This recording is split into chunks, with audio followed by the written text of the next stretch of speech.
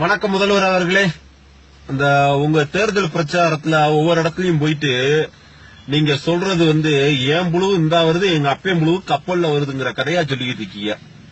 அதாவது நான் ஆத்துல பாலம் கட்டினேன், ரோட போட்டேன், தண்ணி கொடுத்தேன், இதெல்லாம் முதலமைச்சரா இருக்கவங்க செய்யறது. அப்புறம் உங்களுக்கு என்ன வேலை? இதெல்லாம் செய்யறதுக்கு தானே உங்களுக்கு ஆட்சியை கொடுத்திருக்கு. என்னமோ உங்க அப்பா வீட்டு பணத்துல நீங்க என்னமோ உழைச்ச பணத்துல செய்த மாதிரி நான் செஞ்சேன்னா ஓட்டு போட்டவன் எல்லாமே இழிச்சவங்களா? முதல்வர்ங்கிறது மக்கள் கொடுத்த பிச்சை.